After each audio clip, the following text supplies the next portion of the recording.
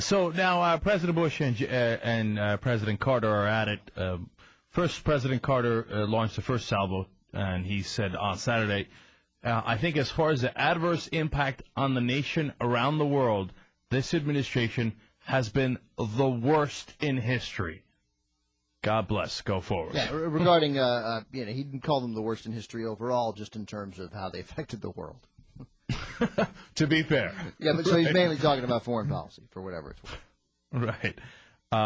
And now, of course, the White House has shot back, saying that President Jimmy Carter is increasingly irrelevant. And then here's White House spokesman Tony Fratto saying on Sunday, I think it's sad that President Carter's reckless personal criticism is out there. I think it's unfortunate, and I think he's proving to be increasingly irrelevant with these kinds of comments.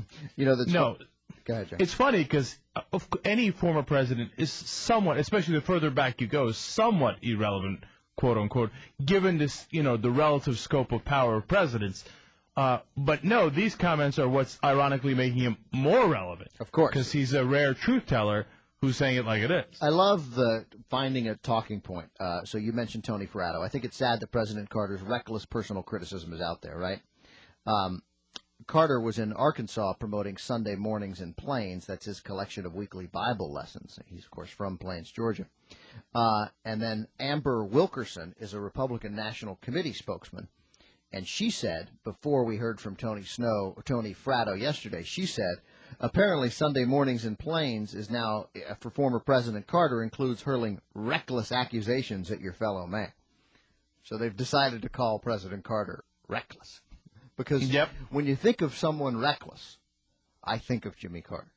I mean, out of control! Jimmy Carter off the top rope. Yeah. When a 16 or 17-year-old kid with their license goes out, for the night, and her parents are worried about them being reckless, I think the parents say stuff like, don't you come back with a book of Bible stories that I don't want to find out you built a house for some poor people. Yeah. Don't you try to figure out what's actually going on in the Middle East. Right. That's reckless. Reckless. By the way, interestingly, when saying that they were the worst administration as far as having an adverse impact on the nation around the world, Carter said significantly that the Bush administration had overseen an overt reversal of America's basic values in the world. And he said that those values were expressed by previous administrations, including George H.W. Bush, Ronald Reagan, and Richard Nixon. Yeah, so he's like, look, this isn't partisan. We had an idea that we tried to export our values. Obviously, there are a million examples of where we massively undercut that with horrible foreign policy decisions made, in the Middle East and Latin America. But that basically we were trying to be a force for good in the world, and that George Bush has simply thrown that out the window. What Carter is pointing out, and he was silent all through Reagan, all through George H.W. Bush, like all the other presidents, et cetera.